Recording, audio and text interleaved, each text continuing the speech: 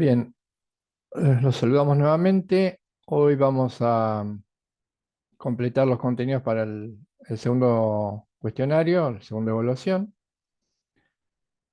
Y el tema a desarrollar formaría parte del último análisis, si se quiere, antropológico que venimos haciendo desde el comienzo del curso, para luego después ya entrar con estos conocimientos sobre nosotros mismos al derecho. El tema sería la crítica hacia el hombre, pero es el que se va a desarrollar hoy como nudo de la argumentación, pero vamos a previamente completar algunas ideas, reforzar otras y vincular, tratar de vincular esto, o el tema de la clase anterior, con lo que se va a contar hoy. Ineludiblemente necesita, para entenderse, de lo que veníamos contando. En la clase anterior hicimos un análisis de el conocimiento, cuál era el principal o fundamental obstáculo para el conocimiento, y llegamos a la conclusión que las dificultades se encontraban en el ámbito de lo que llamamos reduccionismo, porque la actitud reductiva, dijimos, era una actitud, podríamos, si la entrecomilláramos, si la tuviéramos que escribir, podríamos decir, es una actitud casi natural o cuasi natural, pensar y expresarse en consecuencia de manera reductiva.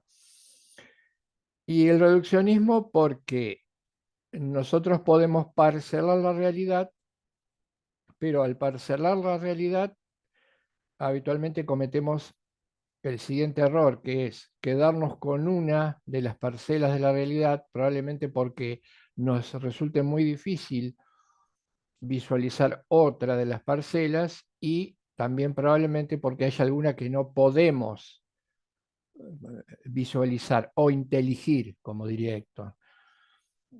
Entonces ahí es donde se produce el reduccionismo. Solo nos quedamos con una porción de la verdad y habíamos dicho, suponiendo que es posible alcanzar el conocimiento y la verdad de una manera absoluta, pero trascendente a nuestras posibilidades, y esta porción la absolutizamos. Ahí ya hemos caído hoy, ya caemos en reduccionismo. Tenía dos posibilidades el reduccionismo, había dos salidas, uno comete el error. La primera era caer en un absolutismo. El absolutismo implicaría ver nuestra lectura como la única, como absoluta, absoluta en el sentido que no tiene ningún, absoluto viene de ab, sin, y luto de lazo, no, algo que no tiene ningún lazo, no tiene ninguna vinculación con nada, por eso se dice que es absoluto. Y dimos ejemplos de los muchos que hay y sigue habiendo de actitud en la práctica, producto de esta negación o este cegamiento de la realidad. Y la otra lectura era una lectura que daba lugar al relativismo. A diferencia de la postura absoluta, una lectura relativista dice, yo estoy instalado en la verdad, tal vez haya alguien que me diga que también está instalado en la verdad, no la compartimos, pero no tiene ningún sentido averiguar si yo estoy en lo cierto, o más o en menos, o el otro está en lo cierto, o en más o en menos. Discutir, argumentar, dialogar. Mi verdad, mi realidad es esta, y la verdad y la realidad del otro es esa. Cada uno sigue su marcha sin preocuparse, porque en realidad la validez de lo que yo sostengo queda encerrada en mi propia dimensión personal, o podría ser una comunidad si se trata de una comunidad puntual. Esto es lo que se llama relativismo. Habíamos dicho muy bien que el principal problema era si los puntos de vista son verdaderos, probablemente también todos los puntos de vista puedan ser falsos, con lo cual nos quedamos en el plano de la argumentación encerrados, sin posibilidad de salida. más allá, y esto si tenemos tiempo lo podemos plantear porque es muy interesante también, más allá de que se puede esgrimir como valor fundamental de un relativismo de estas características la tolerancia. Se suele hablar muchas veces en favor de esta lectura porque dice que sería una lectura que se adecuaría más a evitar el conflicto y a ser tolerante con el otro, cosa que no ocurriría con la postura absolutista. En la realidad, seguramente las posturas absolutistas han dado mucho más lugar al conflicto y a la intolerancia que el relativismo, pero esto no estaría exento de hacerlo. Probablemente, si no lo vemos más adelante, lo veamos cuando analicemos la concepción kelseniana, porque Kelsen es un ferviente partidario de la tolerancia, desde una lectura de un lugar relativista. Y llegamos a la cuestión fundamental, previa al desarrollo de este ítem, que es por qué se produce el reduccionismo, qué es lo que genera el reduccionismo. Y dijimos, el reduccionismo es el resultado o la consecuencia de que somos seres humanos finitos, pero fundamentalmente situados. Esta idea de que somos seres finitos y fundamentalmente situados es una idea, si se quiere, novedosa. Durante muchísimos siglos se suponía que por eso aparece el racionalismo como forma de filosofía, el idealismo, suponía que el hombre podía alcanzar con su razón todas aquellas verdades que buscaba o intentaba conseguir. Por lo tanto, la idea de que de un conocimiento situado no aparecía en la órbita del pensamiento. Como lo dije y lo quiero remarcar, porque esto es muy importante, esta manera de entender el conocimiento, que es el carácter situado, viene con una teoría elaborada por una mujer que se llama Sandra Harding, es una de las pioneras del movimiento feminista, y esta intelectual lo que nos dice es que toda realidad se ve desde un punto de vista y la vista es siempre desde un punto de un lugar determinado, poniendo por supuesto entonces en crisis todos los paradigmas de conocimiento habituales, sobre todo el paradigma de conocimiento de la modernidad. Lo que se llama, le voy a dar un nombre técnico, no importa mucho, lo que llama es, lo que se produce es una revolución en la manera de conocer, que filosóficamente se denomina epistemología. El feminismo introduce una epistemología novedosa que viene a poner en su lugar muchísimos desconocimientos y oscuridades que existían hasta ese momento. Y ella dice lo siguiente, cuando habla del punto de vista femenino, ella dice que la epistemología feminista y el conocimiento no implican un relativismo, es decir, que mi conocimiento sea desde un lugar determinado, desde una perspectiva X, esto no implica relativismo. Eh, y ella, por supuesto, como abanderada de este movimiento, marca, entre otras cosas, cuáles son las ventajas que al conocimiento le trae esta perspectiva. Y ella dice, la epistemología feminista es más importante porque las mujeres tienen un conocimiento más profundo de la sociedad, concreto, práctico, encarnado, emocionalmente involucrado, sintético, intuitivo y cualitativamente relacional. Todas estas características son ciertas y reales, son introducidas por las intelectuales mujeres que piensan sobre estas cuestiones. Y ese pensamiento está orientado hacia valores y hacia el cuidado. Bueno, haciendo un poco entonces justicia al origen de esta lectura, explicamos qué significaba y además agrego, porque lo marqué en la clase anterior,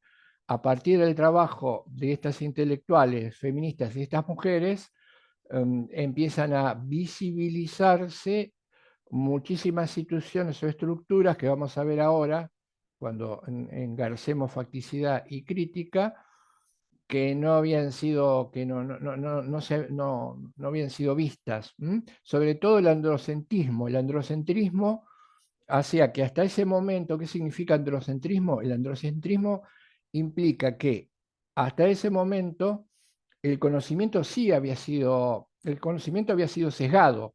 Lo que pasa es que no se conocía o se lo negaba. Y este conocimiento sesgado, androcentrista, implicaba la primacía del punto de vista masculino. Toda la historia de Occidente, hasta hace no muy poco tiempo, es una historia de un pensamiento, de un enfoque de los problemas sociales, de los problemas comunitarios, etcétera, desde la óptica masculina. Este ingreso de la corriente feminista trastoca un poco el sistema vigente, más allá de que, por supuesto, ha recibido y sigue recibiendo muchos cuestionamientos, pero ha abierto como una especie de brecha que necesita ser profundizada porque a veces no alcanza con entender y explicar algo que pasa, sino poder generar un cambio y una modificación a aquello que estamos entendiendo y explicando como no correcto, como no debido. Y vimos ejemplos del carácter situado. Yo mismo, como cualquiera de ustedes, pueden hacer un ejercicio y plantear estos ejemplos de carácter situado. Y a estas notas de mi situación, cuando digo mi situación, estoy hablando también de la situación de ustedes, un autor como Remy Kwan, al que estamos siguiendo y vamos a seguir, eh, fundamental su desarrollo respecto del carácter social del hombre y de su capacidad de crítica, este autor nos dice que esto lo podemos denominar facticidad. ¿Qué sería la facticidad? Hablamos de facticidad, viene de factum, hecho. Yo lo estuve pensando esto y por ahí lo podríamos ligar con algún contenido del principio, sin riesgo de equivocarme, diría que la facticidad también podría ser entendida como todo aquello que el ser humano genera a partir de que está implantado en la realidad, todo lo que genera, desde la primera herramienta con la que se supone o suponemos obtuvo el fuego a partir de frotarlos con piedra, hasta algún avance de carácter científico o tecnológico de muy alta gama como es el que podemos vislumbrar hoy. Todo lo que el hombre ha hecho y realiza, que en algún momento lo denominamos cultura, válidamente también podríamos denominarlo facticidad, porque en definitiva son hechos. Una estufa, cuando se inventa un primer artefacto que genera calor, esto es un hecho. ¿Por qué es un hecho? Porque el artefacto existe, tiene un mecanismo de funcionamiento y uno puede percibirlo. Es un dato fáctico. Ahora, es importante entender esto.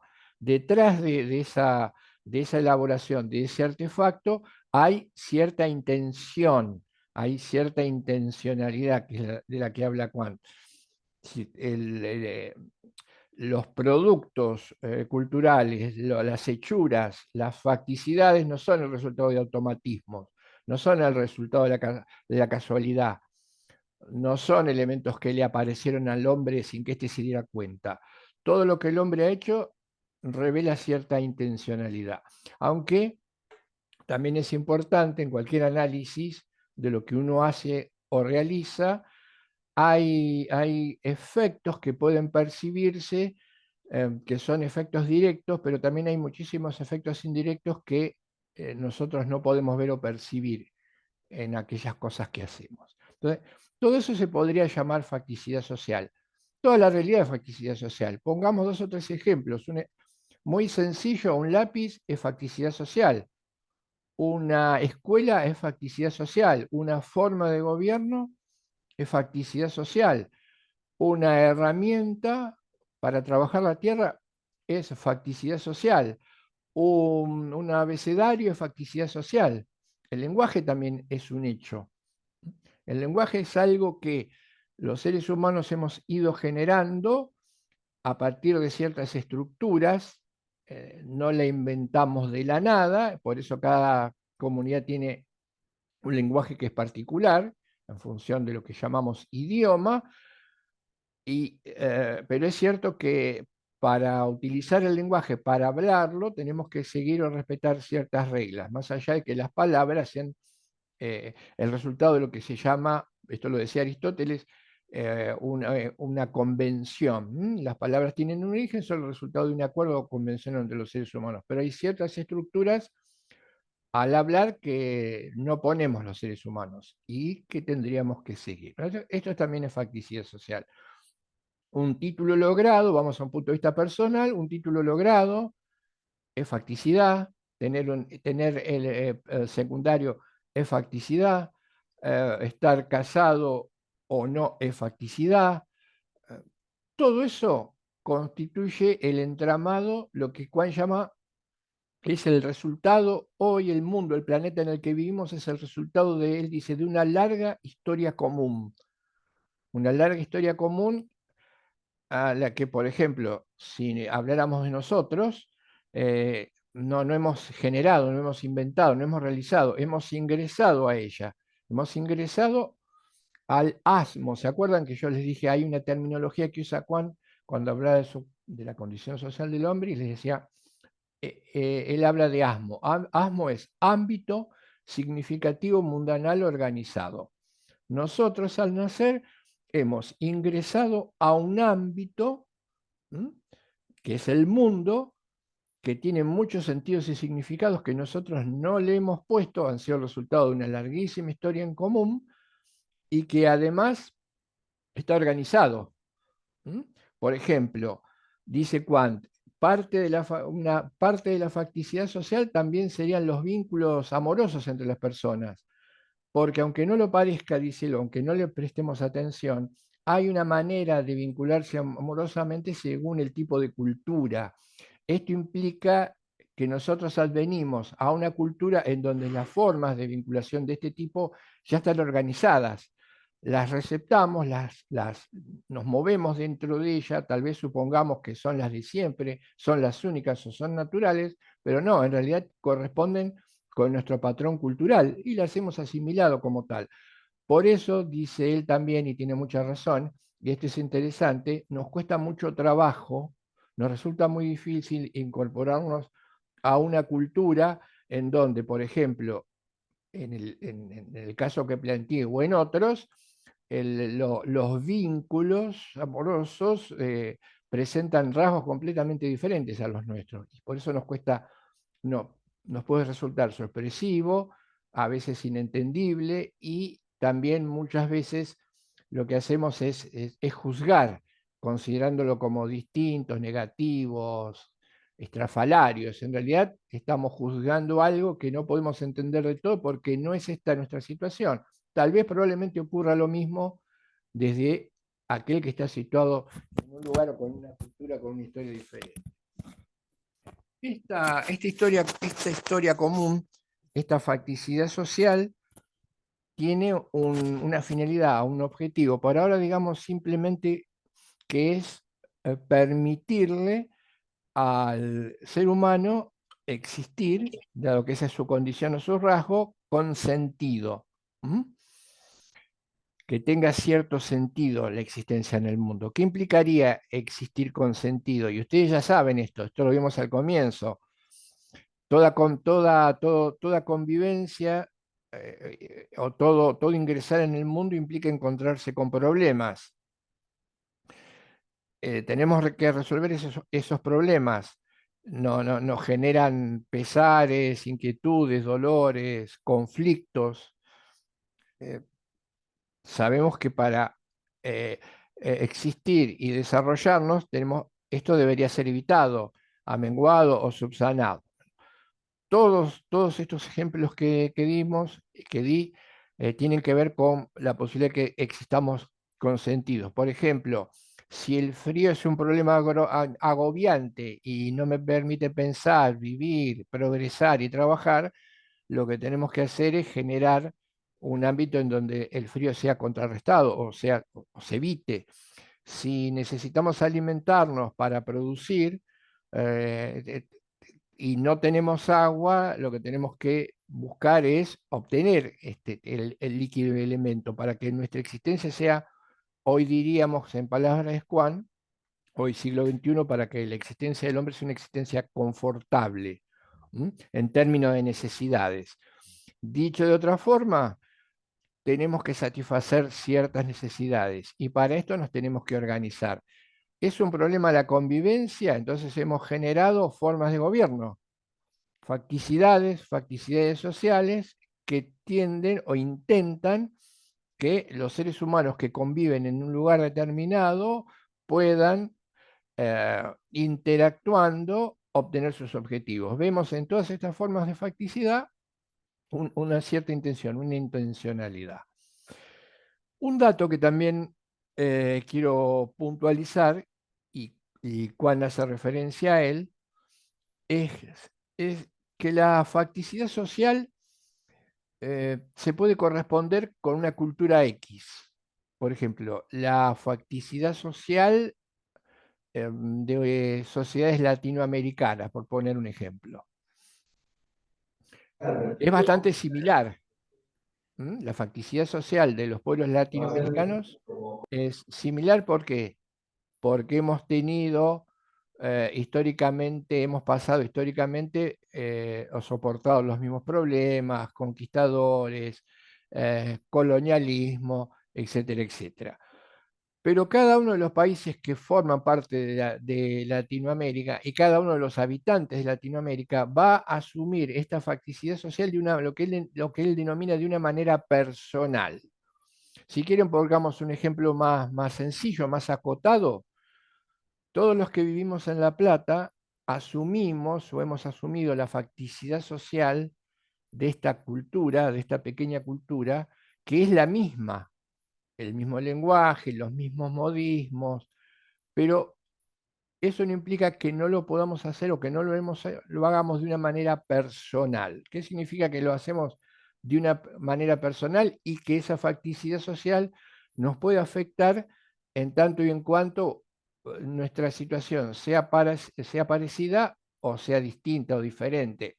Supongamos, si hemos nacido en una cultura que tiene muy altos estándares de vida y asumimos estas exigencias como parte de esa facticidad social, también tendrá que ver nuestra propia situación, porque si alguien asume esta facticidad social, pero nacen en algún lugar en donde los medios para subsistir casi no existen o son muy escasos, a diferencia de alguien que también vive en La Plata, pero su situación personal heredada por donde nació implica que tenga casi la totalidad de medios para subsistir, evidentemente la facticidad social es la misma, pero la manera de asumirla personalmente va a ser diferente, porque también ya hay diferencias dentro de ese mismo grupo.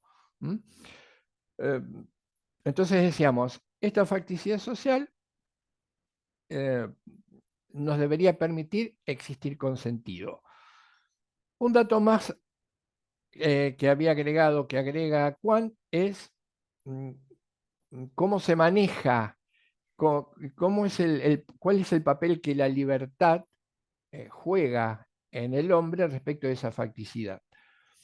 Y habíamos dicho, esto lo adelantó en su momento un filósofo como Marx, él dijo que a contrario de lo que se venía pensando, la libertad no tiene no presenta una dimensión absoluta. La libertad no es algo, una entelequia que no está atada a nada. Por eso es harto peligroso sostener que la libertad del hombre no tiene límites, porque esto implicaría un uso irresponsable de la misma, o que al ser libre no estamos atados a nada, o, y ahora ahora en un rato vamos a discutir esto y argumentarlo, porque también es muy importante, o suponer que para ser libre tenemos que desconocer todas las reglas, que no desconocer que haya reglas o sostener que cuando hay reglas, algo está arreglado o algo está regulado, esto genera inconvenientes. Bueno, también es una manera de proponer un status quo, un modo de vida que es absolutamente irrazonable e imposible de poder concretar en los hechos. Toda libertad necesariamente parte de cierta necesidad. Y me parece, a mí me parece incontrastable el ejemplo que yo les había dado el lunes.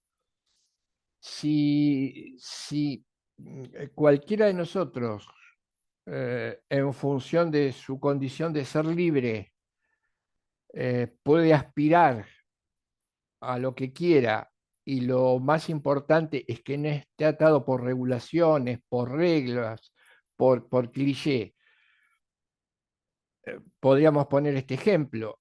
El ejemplo que yo puse es, a mí me, supongamos, retrocedamos años para atrás, supongamos que tendría, vamos a hacer, inventado, ¿no? Tendría la edad la edad en el momento en que me recibí, que yo tenía el momento que me recibí, entre 25 y 30 años. Y bueno, quiero dedicarme a hacer ciencia del derecho. Tengo un título, quiero investigar ahora. Eh, Imaginemos que si me hubiera ocurrido eso, soy libre, entonces quiero investigar.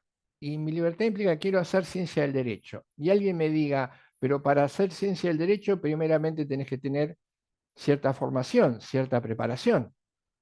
¿Tenés el título de abogado? Vamos de atrás. El otro día fui de adelante, del comienzo para adelante, ahora vayamos del resultado final para atrás. Es lo mismo. No, no soy abogado. Ah, qué problema. ¿Por qué no sos abogado? Y no soy abogado porque tampoco hice la secundaria. Ah, y no hice la secundaria porque tampoco tenía la primaria. Ah, y no hice la primaria y no hacer la primaria, soy, si se quiere, lo que se denomina un semianalfabeto. Ah, pero soy libre. Bueno, entonces si fueras libre, podrías hacer ciencia del derecho. Claro, pero no puedo hacer, porque ni siquiera entiendo, no puedo leer un diario. Eh, esto que estás queriendo indicar, que para poner en juego mis posibilidades, mis potencialidades, mis capacidades, que las tenía en la temprana edad, necesitaba, de ahí viene la palabra necesidad, necesitaba, y no era una cuestión de elección, de gusto, porque me da la gana, necesitaba primero adquirir, formarme con un lenguaje, alfabeto eh, alfabetizado, luego pasar a los distintos estadios de la educación formal que me permitirían, en última instancia, después de haberme recibido de abogado, con mayor o con menor suerte, dedicarme a hacer ciencia del derecho. Ahí vemos cómo libertad y necesidad se implican. ¿Mm? Es absurdo, es absurdo hablar de libertad sin una necesidad que se contraponga, o como lo voy a explicar ahora en un rato, hablar de libertad sin la existencia de reglas. Es un absurdo, no se corresponde con la condición humana. ¿Mm? Por eso es importante que, si bien la facticidad se aparece como algo necesario, esto no implica que nos determine, esto no implica que nos quite libertad, al contrario, podemos ser libres. ¿Qué sería libre? Desarrollar nuestras posibilidades. No es tan alambicado el concepto de libertad. Libertad es poder desarrollar nuestras capacidades. Ahora, para poder desarrollar nuestras capacidades, hay varias circunstancias que tienen que existir, que tienen que darse, que son necesarias, si no, lo otro será lamentablemente muy frecuente, será un ejercicio irresponsable, un palabrerío irresponsable sobre la libertad. Entonces, tenemos el esquema, la estructura, el mundo es esto, es un ámbito significativo, organizado, esos sentidos, esos significados, ¿cómo los adquirimos? Los adquirimos a partir de los otros. Por eso puedo ingresar al mundo del juego, por eso puedo ingresar al ámbito del trabajo, por eso puedo ingresar al ámbito educativo, el que fuere, todos aquellos ámbitos que nosotros transitamos hoy, lo hemos podido hacer no por mérito propio, sino porque hemos sido introducidos por otros. Y los sentidos y significados que el mundo tiene no los hemos aprendido por ser autodidactas, los hemos recibido de otros.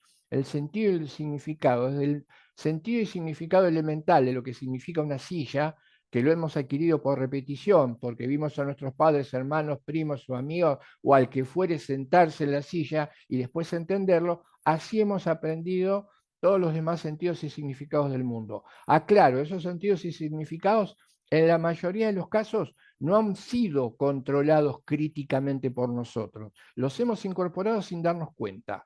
Nos hemos sobrecargado de facticidad sin poder analizarla críticamente. Por eso se explicaría, permítanme que haga esta referencia, por eso se explicaría que Juan hable de ideología en el sentido en cómo lo expresé cuando hablé del individualismo. ¿Por qué?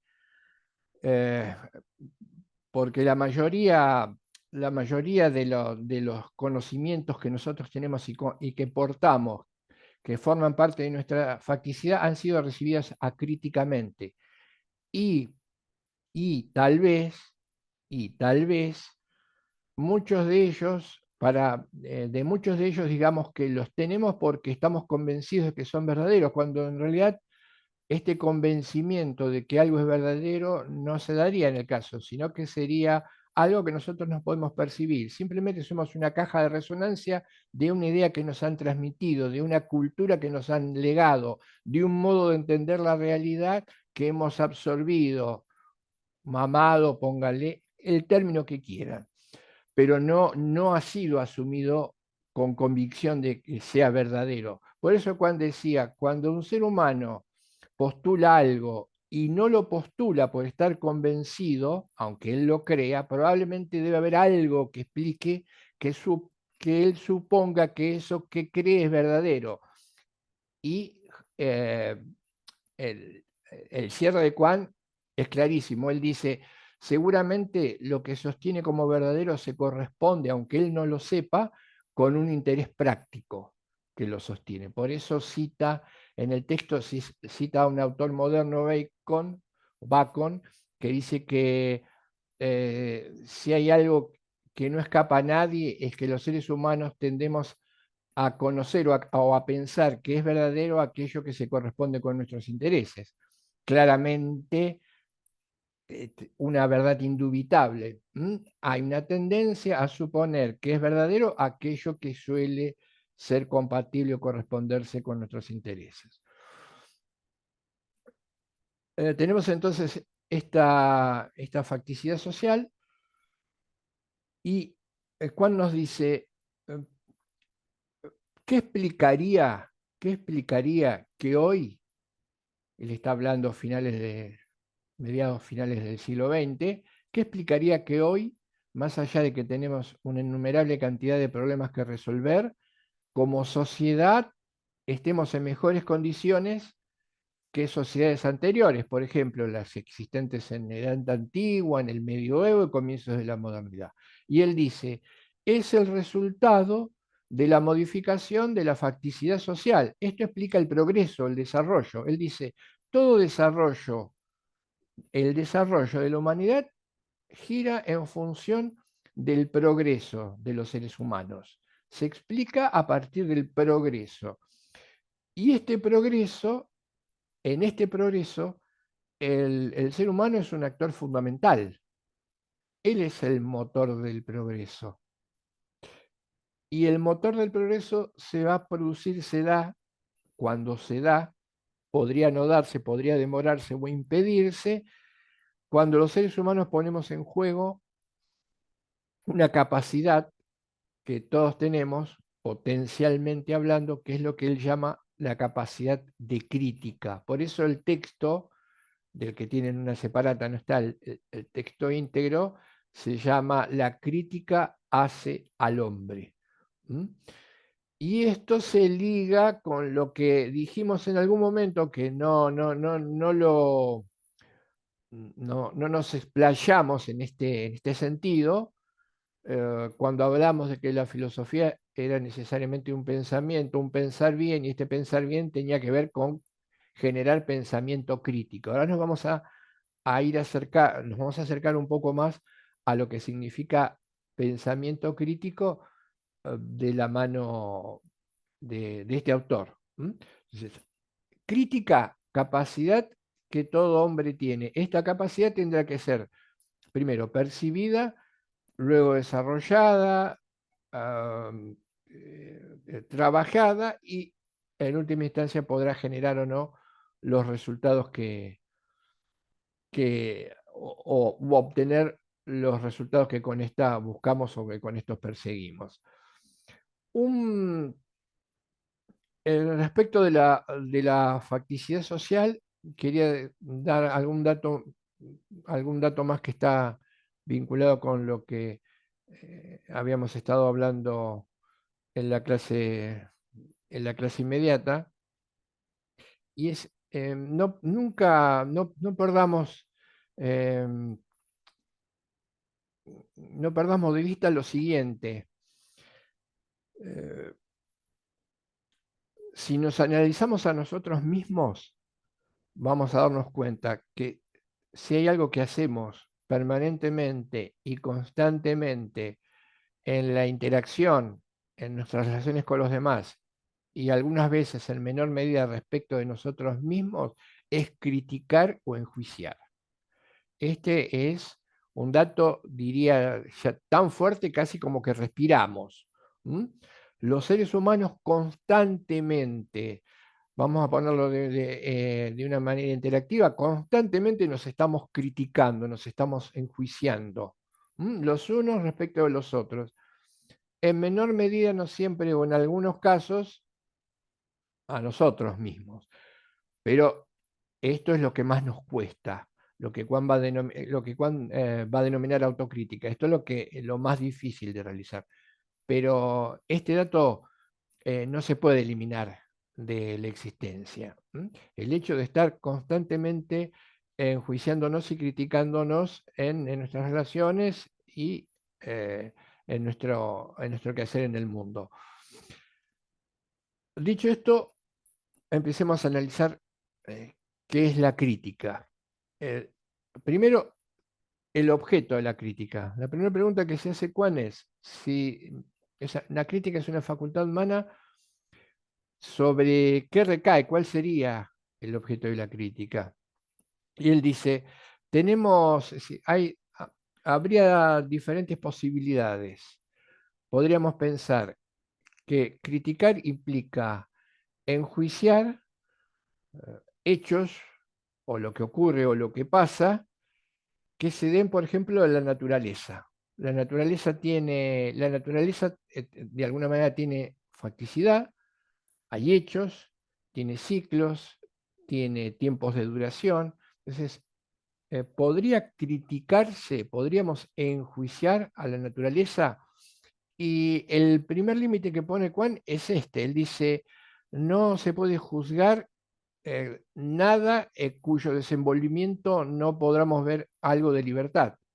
Entonces, pensamos, la naturaleza es inerte. Si tiene ciertos ritmos o ciertos movimientos, estos movimientos se deben a lo que se denomina leyes causales. Pero estas leyes causales están ligadas a un determinismo. Cada vez que hay una causa, esto lo sabemos, cuando vimos cultura y naturaleza, se produce necesariamente un efecto, y tras ese efecto, que se convierte como en causa, va a venir un nuevo efecto que luego se va a convertir en causa, y así indefinidamente, diría, por los siglos de los siglos. Si la naturaleza se mantuviese de esta manera. Entonces, esto no puede ser objeto de crítica porque acá no hay libertad. Ipso facto dice, entonces, el único que podría ser objeto de crítica en el mundo que conocemos es el hombre, porque el hombre es libre, el hombre es capaz, puede usar bien o mal su libertad, pero es capaz, tiene opciones, le introduce novedad, esta novedad o esta intencionalidad o esta libertad se ve en esa facticidad social. Veamos cómo funciona, dice él. Bueno, veamos ejemplos de facticidad social que el hombre libre se genera a sí mismo. Entonces tenemos los hábitos, perdón, las pautas de comportamiento, las pautas sociales, las pautas morales, lo que denominaríamos hábitos, hábitos sociales, vestimenta, alimentación, todas estas pautas que constituyen la facticidad y que son necesarias, en algún momento fueron un acto de libertad. Luego se consolidaron. Por ejemplo, nosotros como cultura llevamos adelante ciertas prácticas que podríamos denominar rituales o ritos, que en realidad en algún momento tuvieron un sentido, un origen, tal vez de él no participamos, sino directamente entramos en la práctica, porque la sociedad de la que formamos parte la lleva adelante, y en algún momento se convirtieron en un automatismo. ¿Cuántos, ¿Cuántas prácticas, cuántas pautas de comportamiento son realizadas muchas veces ya sin tener conciencia de que lo estamos haciendo? Esto implica un automatismo. Somos presas de automatismo. Dice Kant, estos automatismos son hechos. Estas pautas de comportamiento tienen un componente fáctico. ¿Por qué? Se pueden ver, se pueden medir, se pueden pesar, se pueden ver en actos concretos, pero no son exclusivamente hechos fácticos. Pueden parecernos hechos fácticos cuando vemos que una cultura, una persona, un grupo repite indefinidamente ciertos comportamientos día tras día. Pero en el fondo, el origen de ese comportamiento fue en algún momento intencional. Por ejemplo, supongamos, en este caso probablemente las facticidades o los hábitos de comportamiento que tienen que ver con normas morales y religiosas sean los mejores, sean los ejemplos más claros. En algún momento supusimos que juntarnos alrededor del fuego, muchas personas en asamblea, para contarnos nuestros problemas y para pedirle a Dios que nos ayude, y sentirnos a ser tan fuertes como comunidad, y luego de ahí retirarnos a hacer nuestras tareas y volver a repetir este comportamiento imbuidos de la idea que en comunidad, juntos, podíamos acercarnos a Dios. En algún momento esto se convirtió en una costumbre y hasta el riesgo de que se convierta en un rito, en ritual vacío, pero en algún momento tuvo intencionalidad. La mayoría, diría, la mayoría de las prácticas, sobre todo de carácter religioso, terminan convirtiéndose en rituales o pueden llegar a convertirse en rituales vacíos, pero en algún momento tuvieron un sentido, una intencionalidad y fueron puestas y fueron compartidas por los seres humanos por ese motivo. Pero luego se convirtieron en hechos que se repiten.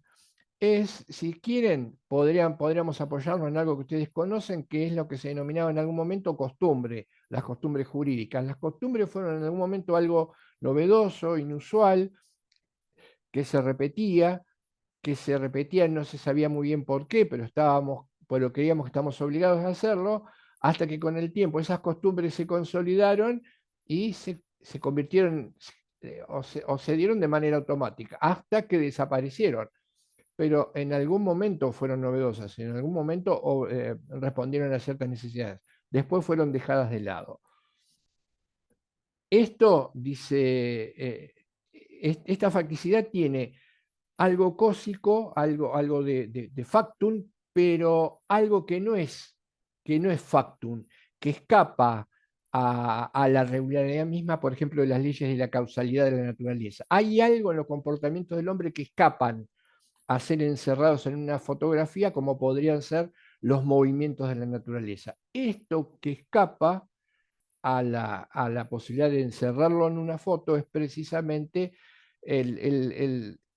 la incorporación de la libertad en eso que luego se puede convertir en una pauta de comportamiento moral, religiosa, jurídica y social. Entonces, sabemos quién puede realizar la crítica, el ser humano, sobre qué puede realizar la crítica. Por ejemplo, no podríamos criticar un fenómeno natural, dice Kant. No podríamos criticar una tormenta. ¿Por qué no podríamos criticar una tormenta? Y no podríamos criticar una tormenta porque la tormenta es un fenómeno que se encadena siempre cuando se dan determinadas circunstancias. Es fatal, dirían los clásicos. Es un acontecimiento fatal, por lo cual nadie es responsable. De los fenómenos naturales, los seres humanos no somos responsables y no podríamos enjuiciar un fenómeno natural porque esto tiene que ver con leyes de la causalidad. No podríamos decirle a la naturaleza te está comportando de una manera éticamente reprobable, porque esto no tendría sentido. Entonces, lo que va a ser objeto de crítica no son estos comportamientos naturales, sino cuando el hombre pone la mano en la naturaleza. Por ejemplo, podría ser objeto de crítica una inundación, pero que esta inundación no sea el resultado de las lluvias producidas por cuestiones atmosféricas, leyes de la causalidad en un momento dado, sino que sea el resultado, en algún momento creo que di el ejemplo, me parece que es clarísimo, de haber talado o deforestado toda la Amazonia. Entonces, allí sí si se quiere, desastre que genera la naturaleza con sus inundaciones, sí puede ser atribuido al hombre. ¿Y por qué? Y porque el hombre es responsable. Siendo libre es responsable. ¿Qué implica que los seres humanos seamos responsables? Y que nosotros tenemos que responder por lo que hacemos. Sobre todo, como no podría responder un animal en la naturaleza. Un animal no lo podría hacer porque un animal no es libre. Un animal responde instintivamente, tiene estímulos y respuestas del medio ambiente y una carga instintiva que le permite siempre responder, perdón, siempre actuar de la misma manera cuando el estímulo es el parecido. Por eso los animales suelen, cuando no son estimulados por el entorno, suelen dormir. Cualquiera que tenga una mascota podrá percibir este dato, que más allá de ser un dato a veces curioso o gracioso, esté explicando que el animal cuando no tiene una interpelación del ambiente, lo que hace es dormir. Por lo tanto, no podría ser objeto de crítica. Dice Kant, y en alguna instancia, y tal vez en alguna instancia, un ser humano no puede ser tampoco objeto de crítica, aún siendo potencialmente libre y responsable. Y él pone en un apartado que esto seguramente tenga que ver cuando algunas personas tienen gravemente alteradas sus facultades mentales de manera tal que no sería posible enjuiciar a alguien porque probablemente esa persona no sea consciente, no tenga conciencia de sus actos, ni sepa lo que hace realmente. Por lo tanto, esto lo habrán visto en figuras, o de acá se derivaría lo que se ve en figuras en derecho penal, cuando no se le puede imputar la responsabilidad de un acto a una persona porque no tiene conciencia de esto. Bien, entonces, eh, teníamos, eh, ¿quién puede criticar? El hombre. ¿Qué puede criticar o qué no se puede criticar? Lo natural, la naturaleza, pero sí se puede criticar la intervención del hombre sobre esa naturaleza. Por lo tanto, eh, la, la, la crítica podríamos definirla como un enjuiciamiento. En una primera instancia podríamos definir a la crítica como el enjuiciamiento de lo fáctico dado por parte del hombre. La crítica implica enjuiciar lo fáctico, los hechos, lo que ocurre de hecho, la facticidad, enjuiciar lo fáctico. Por ejemplo, podríamos enjuiciar o hacer una crítica hoy dije de una estufa, un calefón, que es un artefacto creado por el hombre, pero también podríamos someter a un juicio a una forma de gobierno. Podríamos enjuiciar, por ejemplo, como de hecho lo hacemos, una forma de gobierno histórica, perdida en el tiempo, el caso de las monarquías. La monarquía sería facticidad social de una cultura que se trasluce a través de hechos, labor del rey, de los súbditos, que podría ser enjuiciada. Después vamos a ver, y nos falta lo más importante, qué es lo que se juega a partir de esa crítica. Entonces, eh, enjuiciamiento, y también podría ser juicio uno mismo, eh, uno mismo, los otros y mi actividad sobre el entorno. Y ahora viene una segunda cuestión, y es esta: si enjuiciarse a uno mismo o enjuiciarse a los otros, enjuiciar lo fáctico, ¿qué supone? Y él dice: toda crítica o enjuiciamiento supone que de alguna manera sabemos o intuimos cómo debería haberse realizado aquello que es objeto de crítica. Y ahí viene la pregunta: ¿algo es como debe ser? Esa es la pregunta de la crítica. ¿Algo es como debe ser? Esta pregunta es la que engloba todos los lineamientos de la crítica humana. Repito, ¿algo es como debe ser?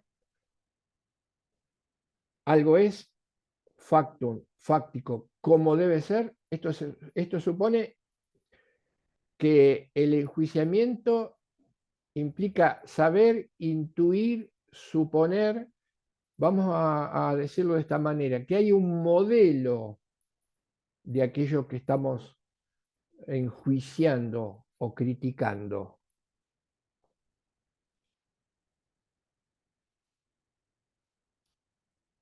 Pero los seres humanos tendríamos muchas dificultades, aun cuando esto lo hacemos constantemente, si se nos preguntara, de definir o explicitar cuál es el modelo sobre la base de la cual estoy enjuiciando o criticando una facticidad X. Y él dice, esto se ve claramente, por ejemplo, en los chicos. Eh, eh, en las más tempranas edades, y supongo que cualquiera de nosotros también puede recordarlo, con mayor o menor facilidad o dificultad, los chicos se suelen criticar entre ellos de temprana edad.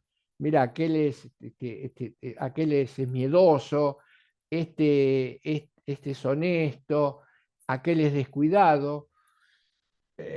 Esto quiere decir que de alguna manera un chico de 4 o 5 años que critica a otro diciéndole, o nos han dicho, miedoso, supone que debería tener un modelo de lo que significa ser valiente o miedoso. Claro, si nosotros le preguntáramos a un chico qué entiende él por valiente o qué entiende por miedoso, probablemente le generaríamos un problema irresoluble. No sería capaz de expresar o especificar por qué, aunque él lo cree, le atribuyo al otro una condición de miedoso, flojo, fuerte, lo que fuera. Todas aquellas discusiones, motes, adjetivos, chanzas o burlas que los seres humanos cuando son niños o niñas se suelen hacer. Pero esto está indicando claramente que ya está manifestando esa capacidad de criticar potencialmente hablando. Entonces, lo que ahora le vamos a tener que prestar atención a aquello que hace que una crítica pueda considerarse correcta o incorrecta. Y acá dice cuál va a aparecer la noción de norma. Acá aparece, al hablar de crítica, la noción de norma. ¿Qué sería la norma? La norma sería esa referencia que nos permite decir que algo para nosotros es bueno, malo, correcto, incorrecto, útil, inútil, justo o injusto. Volvamos brevemente para atrás. Constantemente estamos enjuiciando un hecho, hechos, facticidades. Este constantemente estamos enjuiciando implica que el sujeto de nuestra crítica puede ser otra, otros o nosotros mismos. Esto lo hacemos permanentemente. Y este enjuiciamiento implica que de alguna manera, positivamente o negativamente, intuimos cómo debería ser el comportamiento, la actitud de aquel a que estamos enjuiciando o de nosotros mismos. Y acá hay un dato clave para el derecho. A mí me parece que acá hay un dato clave para nosotros. Nosotros habíamos dicho, y lo estamos desarrollando en el curso, que el derecho implicaba como fenómeno social realizado por el hombre, o tenía como trasfondo una determinada imagen del ser humano. Acá aparece la idea de norma. ¿Por qué? Hacemos el derecho, entendemos el derecho. Cuando hacemos el derecho, volcamos en ese producto cultural parte de nuestra idiosincrasia, parte de nuestra condición, cómo nos vemos a nosotros mismos. Entonces ahí aparece la norma, porque si es esa manera de vernos a nosotros mismos que plasmamos en el derecho no es la correcta, no es la adecuada, el producto cultural derecho va a ser o puede ser enjuiciado críticamente, en este caso como negativo, en función de esta referencia. Las dificultades están, como lo hemos visto, en determinar cuál es la norma o imagen del hombre que podamos considerar o que podamos postular como verdadera. Pero ahí está la clave. Enjuiciar un sistema jurídico implica enjuiciarlo a la luz de una norma o modelo que es el propio ser humano. Y un dato más que les voy a dar, que me parece importantísimo, porque este suele ser un gran déficit, a mi juicio, a mi criterio, es el gran déficit, o fue el gran déficit de la formación, en la formación de los abogados, que es, esto nos permitiría, esto nos permitiría responder a la pregunta, ¿por qué es obligatorio el derecho? O nos permitiría responder a la pregunta, ¿por qué es obligatorio un ordenamiento jurídico? Las respuestas mayoritarias, totalizantes y aún vigentes ante esta cuestión que se suele soslayar porque se supone que es algo muy, muy, muy genérico, muy abstracto, pero es lo más concreto que hay, eh, no no se han respondido. Quiero decir, se ha respondido, pero ¿cuál ha sido la respuesta? Y aparece la idea piramidal. Un ordenamiento jurídico es obligatorio porque precisamente ese ordenamiento jurídico es el resultado de todo un proceso o un procedimiento de índole formal que se apoya en una última instancia que considera que todo lo que de allí baje, formalmente hablando, tendrá esta condición de ser exigible, pero no tenemos nada. Esta es la explicación paradigmática, la explicación que él señala, pero es también que se da en todos los niveles, pero que se da fundamentalmente en los niveles constitucionales.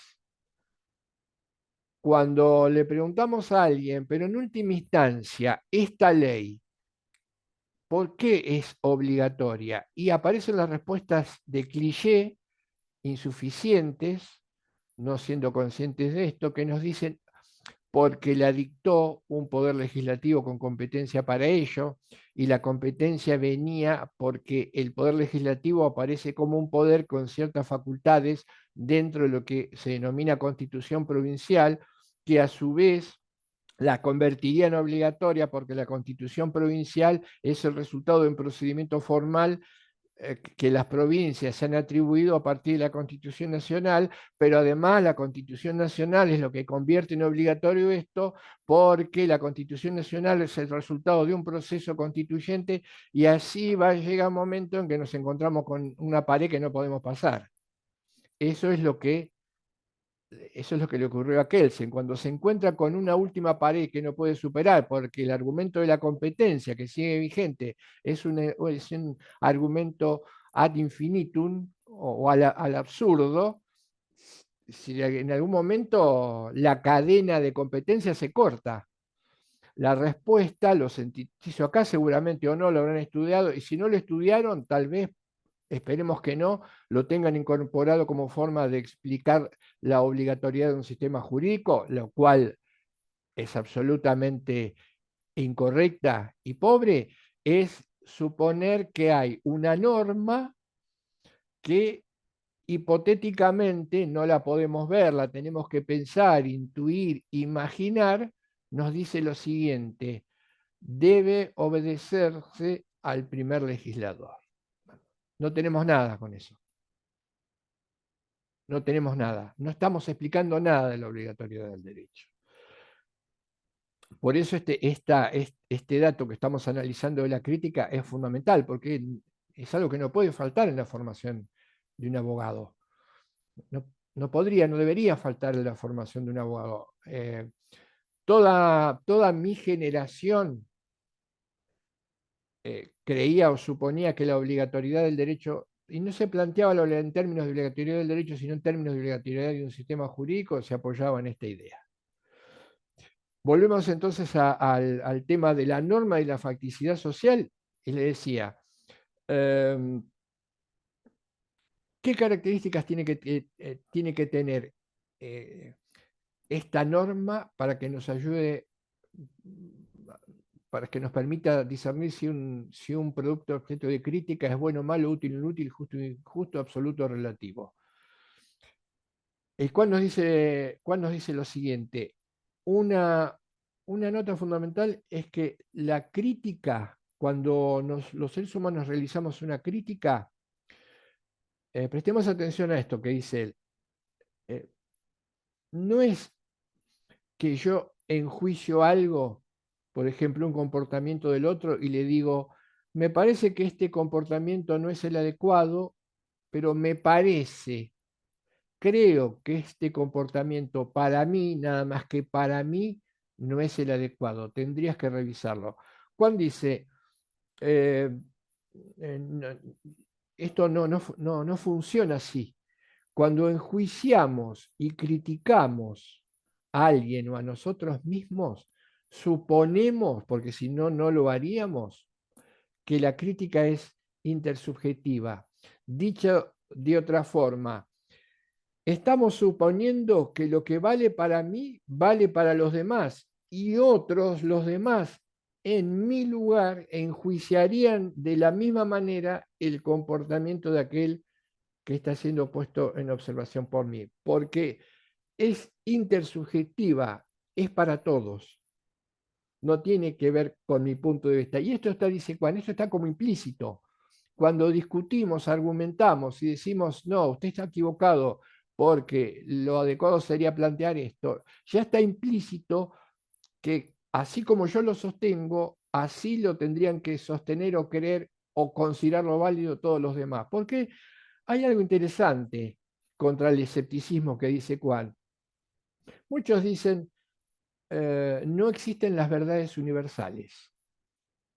Prestemos atención a esto. No existen las verdades universales. No existen las normas que nos puedan trascender a todos. Por lo tanto, si no existen, no, vamos a cerrar un poquito el argumento, no abrirlo tanto. Por lo tanto, si no existen normas, porque no puede haber normas universales, y en última instancia, si somos libres, la única norma tiene que ver con mi punto de vista, dice Kant, este razonamiento se anula a sí mismo.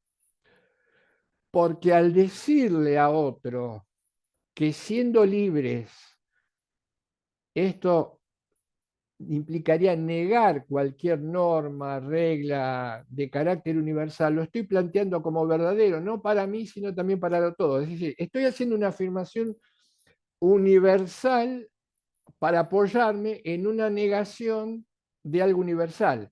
Esto es lo que se llamaría una inconsistencia pragmática en el uso del lenguaje. ¿Mm?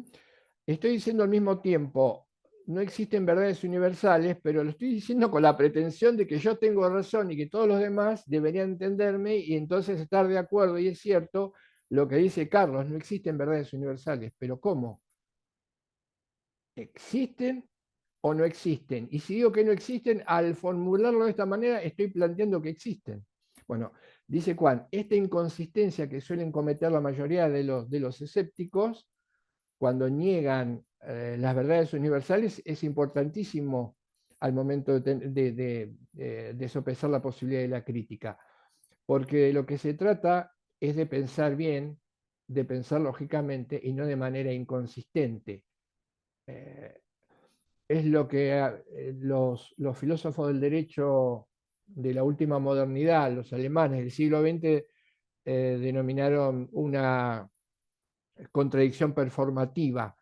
Estamos negando, que es una contradicción performativa, para hacerlo de manera muy sencilla, al estilo Habermas. Él dice, es con el lenguaje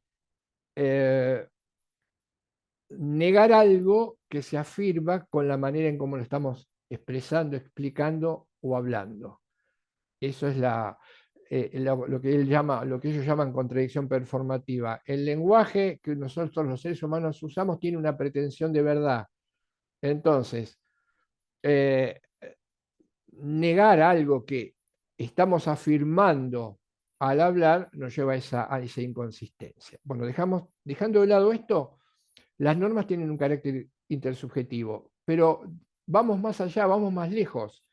Una exigencia normativa, y esto también es muy importante, no tiene que ver con mis deseos, con mis necesidades.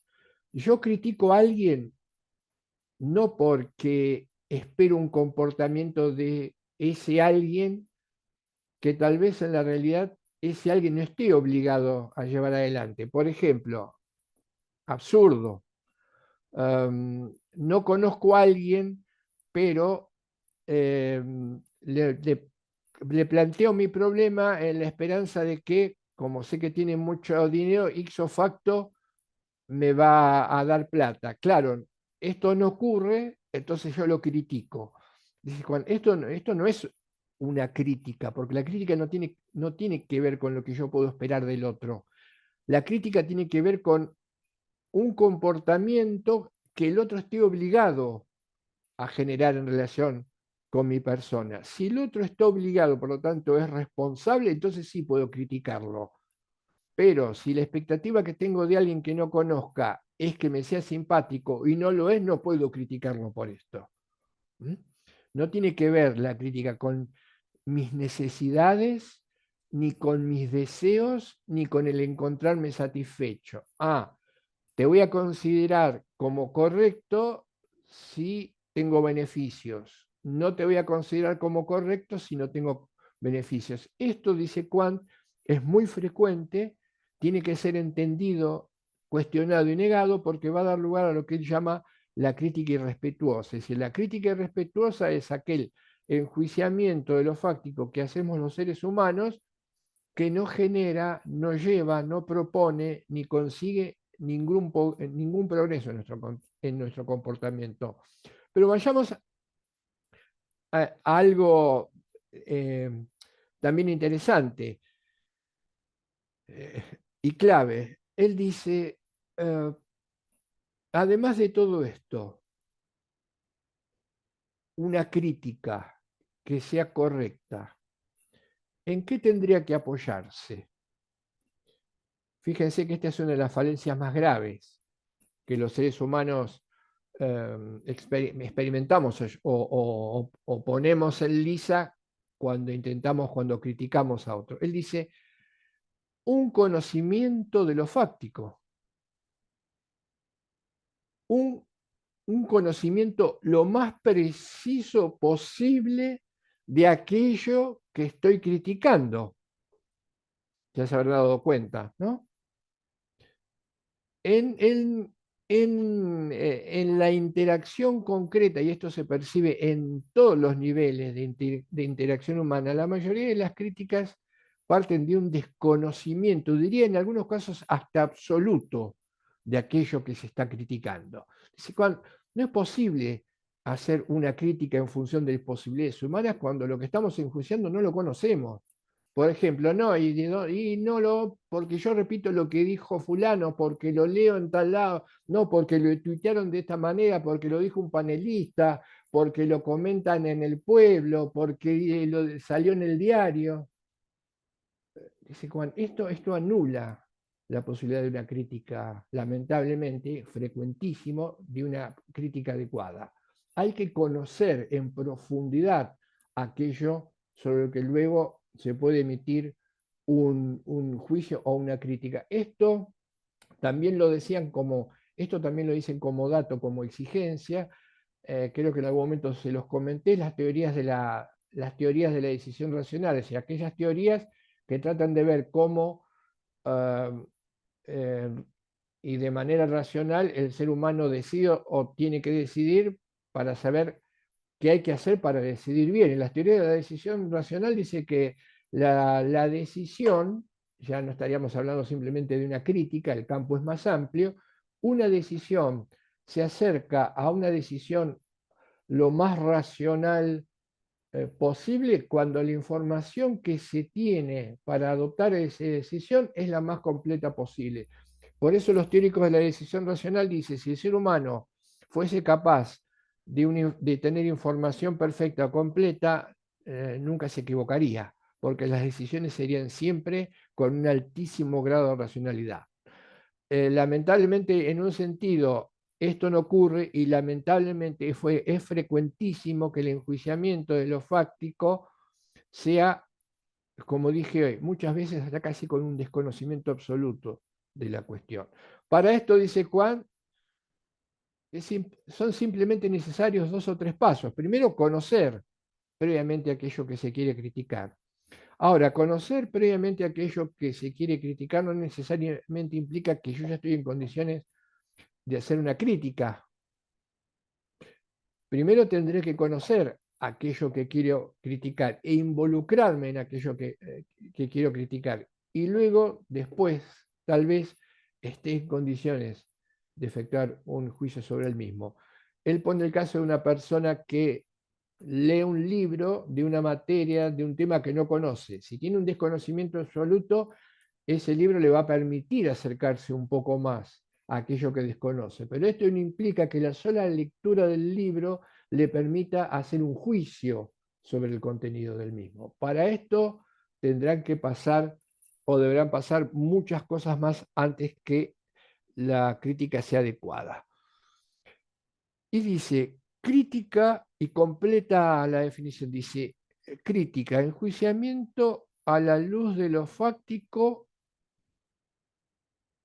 pero un enjuiciamiento de qué tipo o ayudado de qué tipo.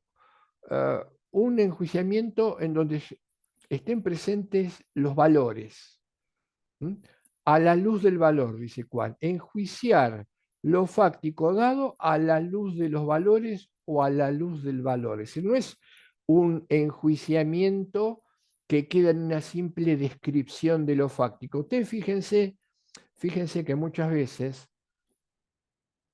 se analizan determinadas cuestiones o determinados problemas y se hace una descripción, puede hacerse una descripción minuciosa de aquello que se está queriendo cuestionar. Pero la descripción minuciosa, el explicar, el describir con detalle la facticidad, no agota, no implica de por sí una crítica en sí misma.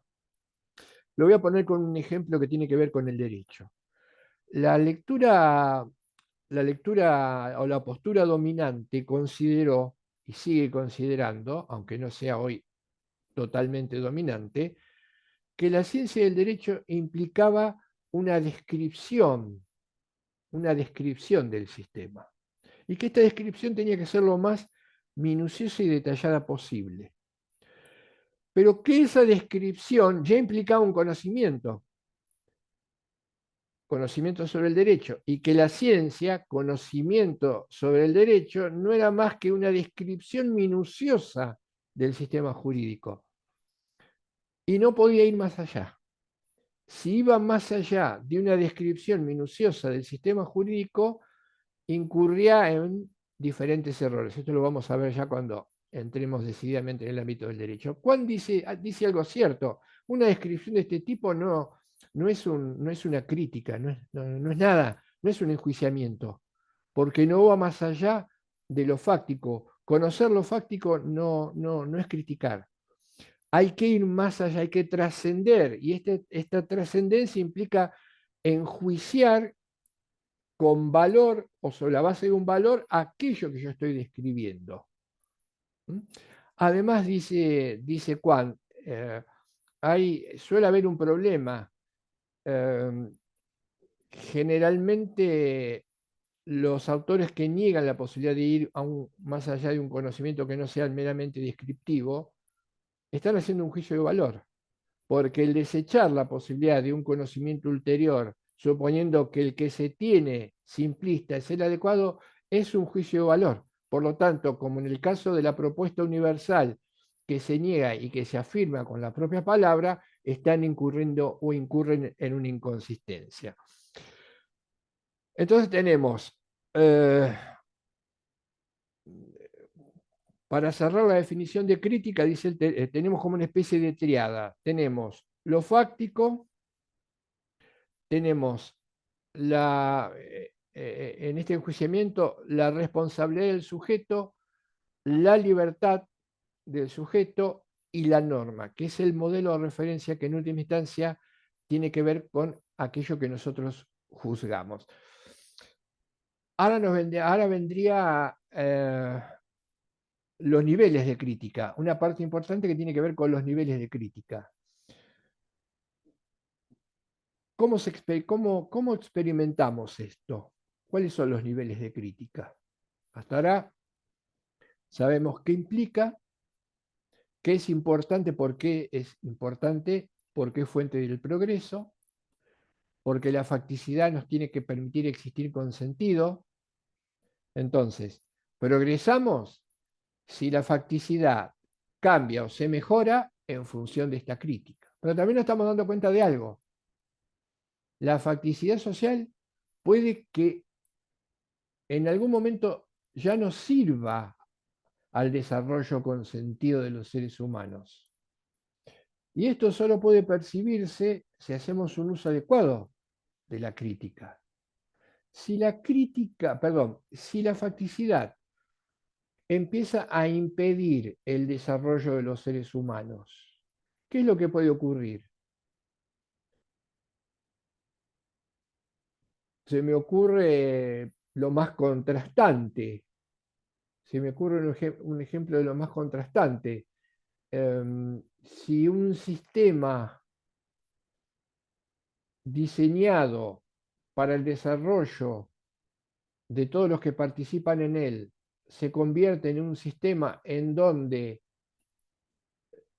la mayoría ya no puede desarrollarse con sentido y si solamente lo hace una minoría, esto está indicando que esa facticidad social, como la llamaba Marx, que es el que descubrió que las facticidades sociales podían oprimir a un ser humano, a miles de seres humanos o a millones de seres humanos sin derramar una sola gota de sangre. Eh, es lo que Kant llama opresión estructural. Una facticidad puede ser opresiva. Una estructura social que es facticidad social puede ser opresiva. ¿Cuándo? Cuando no permite el desarrollo de todas las personas que tienen que verse o deberían verse beneficiadas por esa estructura social. Entonces acá tenemos un dato importante que nos va a permitir ese enjuiciamiento de esa facticidad social. Niveles de crítica. Dijimos que es una facultad humana, por lo tanto se manifiesta desde el comienzo de nuestra existencia en el mundo. Dice cuál, hay tres niveles de crítica. Crítica antepredicativa, la primera de ellas es la crítica antepredicativa o crítica sin palabras, la crítica predicativa o crítica con palabras, y la última, la más sofisticada, es la crítica científica. Estos son los tres niveles posibles de alcanzar en el uso de la crítica. Vayamos a la que demuestra que es una facultad inherente a la condición humana. Vamos a la crítica antepredicativa. Antepredicativa significa un enjuiciamiento, una crítica antes de las palabras. El antes de las palabras, en este caso, refiere a o bien un lenguaje que todavía no se maneja bien o adecuadamente porque está en etapa de desarrollo, o una crítica que no puede efectuarse con palabras porque todavía no se tiene clara conciencia, no se ha conceptualizado el problema. Veamos de la manera más simple. Dice él, una persona puede efectuar una crítica sin expresar una sola palabra porque este sería el resultado de una sensación de sentir, pongámoslo en términos jurídicos, de que la situación es justa o injusta. Voy a tomar prestado un ejemplo que suelo usar cuando hablo, de la justicia, que me parece muy fuerte para entender esto de la crítica. Tomemos dos criaturas de 2, 3, 4, 5 años. Encarguémosle una tarea sencilla, dibujar en una hoja con un lápiz un árbol. Están en el jardín. Y les decimos, quien cumpla la consigna, utilizando el lápiz, dibujando dentro de los márgenes del papel, lo vamos a premiar. Vamos a dar un caramelo, una golosina, una porción de torta. Hacen la tarea, la terminan, con mayor o menor diferencia, relevancia, cumplen la consigna, pero en el ejemplo, supongamos que premiamos a uno y no lo hacemos con el otro. Lo llenamos de caramelo, de un helado a X, no importa el motivo, cualquiera puede ser el motivo, no decimos nada del otro. Seguramente aquel que reciba los caramelos, en principio, se alegre, esté eufórico, lo veamos sonreír. Ahora, ¿qué pasa con esa otra criatura de 2, 3, 4, 5 años a que no le entregamos nada? Indubitablemente va a pasar lo que en algún momento también explicamos cuando hablamos del cuerpo como significado humano. Seguramente, dependiendo de la edad, pero en ese caso con un lenguaje que si existe es balbuceante, termine largándose a llorar, poniéndose a llorar. Invito a que lo hagan o que lo vean. Yo no lo hice, pero lo vi. Después con el tiempo entendí por qué pasaba esto. Claro, esa criatura siente que hay algo que está mal. Está haciendo un enjuiciamiento, una crítica de algo que lo conmueve, pero lo conmueve de manera negativa. Siguiendo a Juan, si le preguntamos por qué se siente de esa manera, seguramente lo que encontraríamos sería un balbuceo poco entendible, más llanto o una negación. Claro, no está a esa edad en condiciones de conceptualizar qué es lo que hizo que llorara a diferencia del otro. También es cierto, si le pudiésemos prestar un poco más atención, que la persona que recibe el beneficio de alguna manera puede llegar a sentir después cierta incomodidad, porque claro, también percibe que hicieron los dos lo mismo y a él lo premiaron y al otro no. Bueno, acá tienen un claro ejemplo en ciernes de una persona en desarrollo en los primeros años de su vida que ya siente y efectúa una crítica, aunque no pueda expresarla con palabras ni sepa por qué. Esto es una crítica antepredicativa. También podría haber crítica antepredicativa en personas adultas.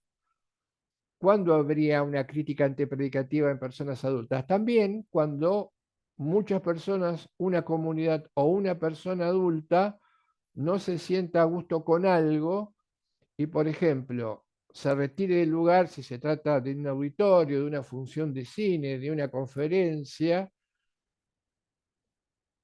aunque si se le preguntase por qué te retiraste, tal vez, si por ejemplo está escuchando algo que no domina, no lo sepa, o no puede explicarlo, pero hay algo que internamente no se corresponde con su propia condición. El segundo tipo de crítica podríamos tomarlos a este chico, que es la crítica predicativa. Supongamos estas criaturas que crecen, aprenden, se expresan adecuadamente, pasan los niveles de educación formal y caen en la facultad de Derecho. Y tienen la posibilidad de que en la facultad de Derecho, ya con un lenguaje más depurado, natural y técnico, indagan, esto sería lo ideal, tengámoslo como propuesta ideal, indagan sobre lo que sea la justicia. Y descubran, si recuerdan esa anécdota, ¿por qué reaccionaron de esa manera? Lo que para muchos adultos puede haber significado un simple berrinche. Y entonces emitan un juicio de este tipo. Por ejemplo, claro, en ese momento reaccioné de esa manera porque esa persona actuó en forma arbitraria. ¿Por qué arbitraria? Y porque nos tendría que haber considerados como iguales, pero no lo hizo tal vez porque la persona a la que premió era su hija y yo simplemente era un amigo de aquel en un cumpleaños, supongamos había sido invitado al cumpleaños. Ya empieza a conceptualizar, empieza a entender la igualdad, la justicia, el trato de vida y lo expresa en palabras.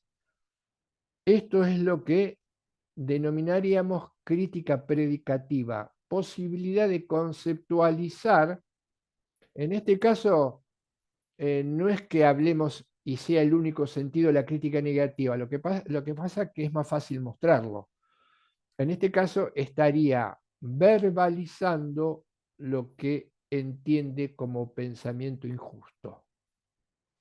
Y la crítica científica sería ya esta misma persona en un nivel de complejidad muchísimo más alto. Por ejemplo, ustedes investigando luego de recibido sobre lo que sea el conocimiento de la justicia con un lenguaje ya mucho más técnico, natural, profundizando en las teorías sobre la justicia, en la posibilidad del conocimiento, en la posibilidad de contraponer las teorías afirmatorias a los escepticismos, una cosa mucho más elaborada, con un lenguaje mucho más rico, pero previamente necesitando de esta crítica predicativa.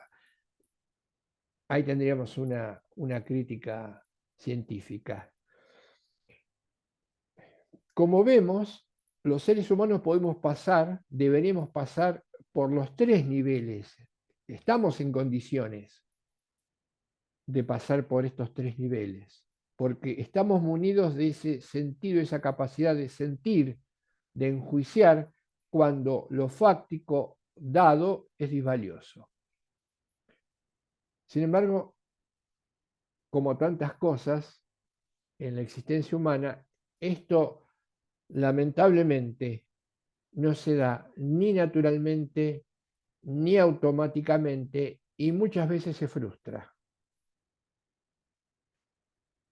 ¿Dónde está el problema o dónde está el inconveniente? Y el problema está que una sociedad necesita de la crítica para progresar. Es un absoluto oscurantismo pretender impedir la crítica, pretender acallar las voces diferentes en una sociedad. Diría hasta casi que es hasta antropológicamente negativo. Ahora bien, el intentar impedir acallar la crítica, el negar la crítica, el borrar las diferencias, no es una cuestión que quede librada al azar. Lo dice Kant, en líneas generales, probablemente los detentadores del poder político no sean los que más preocupados estén por lograr que la sociedad en la que se desenvuelven alcance esa capacidad, esa posibilidad de crítica predicativa. ¿Y por qué? Piensen lo siguiente, una situación injusta eh, se puede mantener indefinidamente en el tiempo cuando quienes la soportan no son capaces de exteriorizarla y de conceptualizarla. Por ejemplo, una sociedad que se mantuviera el nivel de berrinche, no me gusta, no me gusta, siento que no me gusta, pero no voy más allá, no me gusta, me enoja, pero me quedo en eso, como dice Juan, es fácil presa del que detenta el poder, porque queda en lo que quedó el berrinche en la criatura, no trasciende, los demás que lo ven llorar, los otros chicos que lo ven llorar no saben por qué, a lo sumo se contagian y lloran sin saber por qué. Cuando esa crítica se puede convertir en palabras, entonces la cuestión cambia radicalmente, totalmente, porque no solo sé o sabemos qué es lo que está generando esa situación de insatisfacción, de incomodidad, el motivo, sino por qué se produce. Con lo cual ponemos en un lugar, diría, convertimos y ponemos en un lugar muy peligroso al que detenta el poder político, porque claro, como él decía cuando hablaba de la ideología, una injusticia puede mantenerse durante muchísimo tiempo si, siendo una cuestión de hecho, el que detenta el poder, en este caso, la puede convertir en una cuestión de iure. Y solo puede desarmarse siendo una cuestión falsamente de iure cuando nosotros la podemos eh, derrotar a partir de la palabra, la expresión de la palabra. Juan dice algo importante, no novedoso, pero no por novedoso o por ser novedoso, muy en falta, también en las sociedades actuales. Él dice que la información y la prensa juegan en este papel, juegan en esta órbita en la sociedad, deberían jugar en esta órbita en las sociedades modernas un papel crucial, porque la prensa y la información tienen que ver con la crítica. ¿Mm? Pero vemos muchísimas veces, lamentablemente, críticas que no conducen a ningún lado porque son críticas irreflexivas, críticas que parten de un desconocimiento, o bien críticas que no son críticas porque se acomodan a lo que determina el poder de turno. Y además hay como una especie de efecto cascada. Si la prensa describe y malinforma y no critica, y la sociedad recibe esto y malinforma, no critica o critica sin conocimiento de aquello que está criticando. pero tal vez lo más contundente sea que no se pueda conceptualizar, que no se pueda entender qué es lo que me está generando malestar a mí y a muchos, para partir de allí, con una crítica adecuada y a partir de esta valoración, descubrir los motivos. Es lo que habíamos hablado en su momento, hablamos de deconstrucción. Pablo Freire decía que, creo que todavía le sigue existiendo razón, sociedades como la nuestra, él hablaba de conocimiento, no hablaba de crítica, sino hablaba de conocimiento. Dice que hablaba de tres niveles de conocimiento: un conocimiento ingenuo, un conocimiento inconsciente y un conocimiento crítico. Tal vez se referiría, coincidiría con Kant.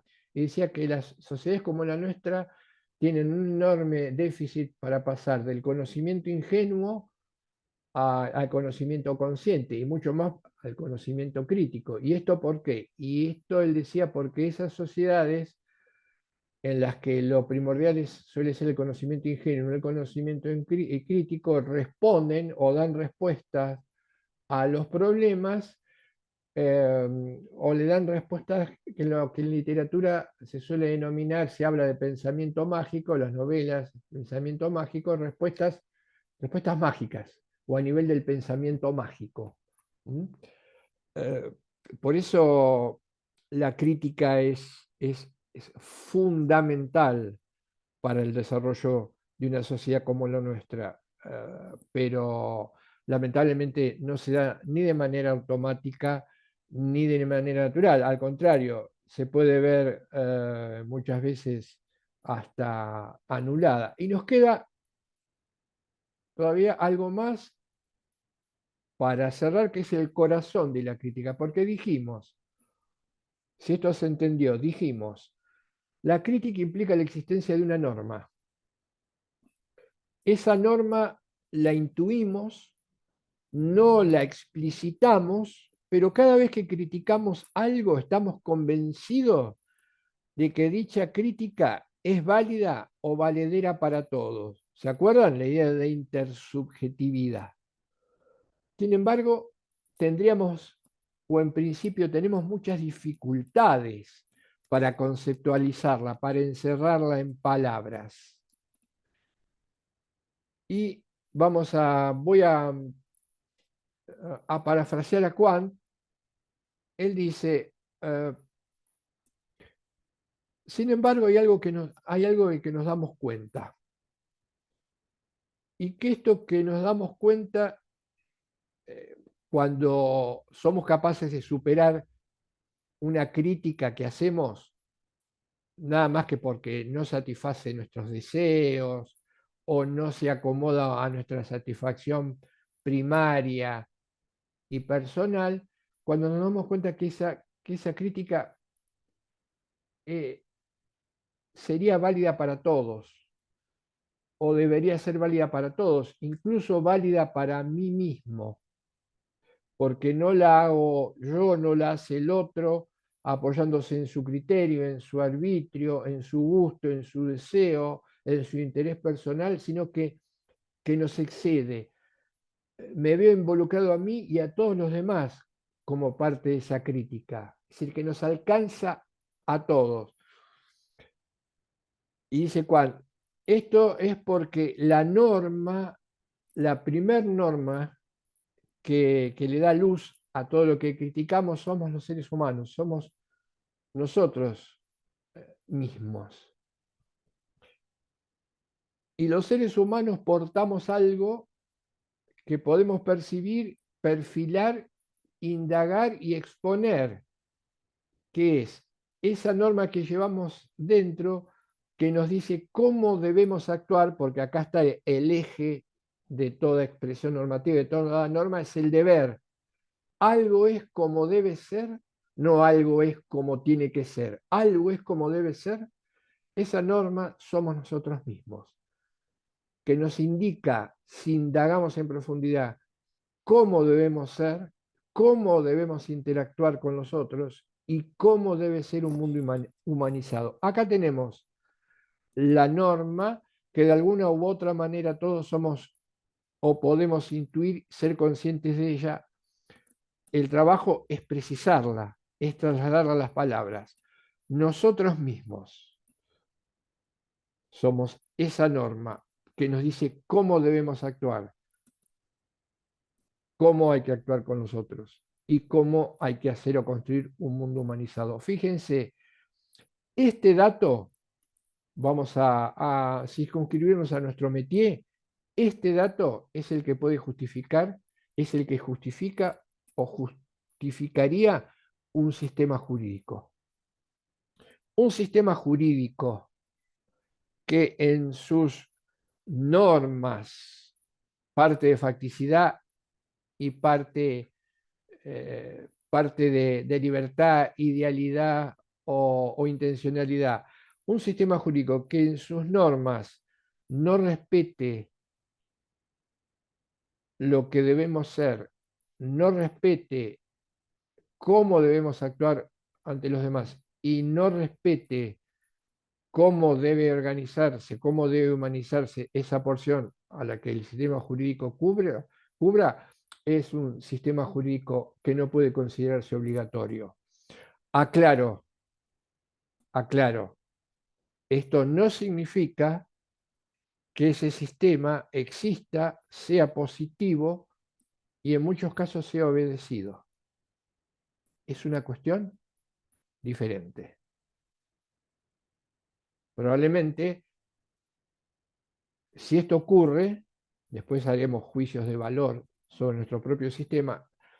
Si esto ocurre, estemos, como le gustaba decir a Héctor, en presencia de simplemente una identificación terminológica. Denominemos sistema jurídico a algo que no lo es. La obligatoriedad de cualquier regla, de cualquier sistema jurídico, se tiene que apoyar en este dato. Entonces, si tenemos reglas, por ejemplo, que privilegian la masculinidad y le dejan o ponen en un segundo lugar a la feminidad, no debe ser. Si tenemos reglas que establecen que en último sentido, cuando las personas se vinculan entre sí, tenemos que suponer que esas personas están siempre en un pie de igualdad y que en consecuencia no hay ninguna presión, ningún poder extra, no hay ningún privilegio extra que hace que uno que en esa negociación prevalezca sobre el otro, no estamos respetando la forma en cómo debe ser organizada la interacción con los demás. Si en un sistema jurídico, si en un sistema jurídico damos lugar a la homofobia, al machismo, a la cuestión de género, a la discriminación en cualquiera de sus niveles, ese no es un sistema jurídico. Y en última instancia, tal vez su obediencia se apoye en su condición de orden coactivo, lo que empezaría o le haría jugar o entraría a hacer jugar otras variables. Esto es entonces lo que les queríamos contar respecto de la crítica como fenómeno humano. Si podemos verlo, esta cuestión de la crítica enlaza todas las otras cuestiones antropológicas que hemos visto y además ya nos prepara, nos pone en un pie para poder entender el derecho, porque entender el derecho implica responder esa pregunta de la cual, o a partir de la cual, dice Juan, se inicia la crítica. ¿Algo es como debe ser? Esto es lo que nos tendríamos que, como sugerencia diría, esto es algo, una herramienta que tenemos que llevar siempre con nosotros y preguntarnos siempre, siempre, ¿esto es así? es como debe ser en cualquier nivel, ámbito, plano de la vida de relación, en cualquier actividad. Esto es como debe ser en la medida en que esta pregunta forme parte de nuestra propia, sería como una especie de virtud. Si la empezamos a desenvolver, como decía Aristóteles, la virtud no es más que la repetición de un hábito. Si nos acostumbramos a esto, probablemente podamos generar una sociedad que en todas sus creaciones culturales se acerque más a esta norma que es el ser humano mismo. Esta norma no solo para el derecho, para cualquier actividad humana, para cualquier actividad humana. Un sistema económico tiene que respetar lo que el hombre es y cómo debe interactuar el hombre con los demás y cómo debe construirse en una sociedad en función de este sistema económico. En la medida en que no lo haga, tendrá que ser motivo de crítica o motivo de enjuiciamiento. ¿Mm? En la clase que viene, entonces, ya nos vamos a meter de lleno, después de la evaluación, por supuesto. No nos olvidemos que el lunes no tenemos actividad, el miércoles tenemos que la evaluación. Ya vamos a empezar a meter de lleno con esto, si hemos entendido y comprendido esto, en el derecho, porque todo el derecho y nuestra explicación se asienta sobre estas cuestiones contadas. Tienen en el aula virtual la separata esa de Quant y además tienen un esquema. eh, Opté porque a veces eh, el desarrollo es con saltos y regreso a un punto, opté por no mostrárselo para que después ustedes lo vean a ese cuadro, lo vayan mirando y sean capaces de ir entendiendo lo que ese cuadro resume. Me pareció mejor no complicarlos. Bien, ya estamos entonces.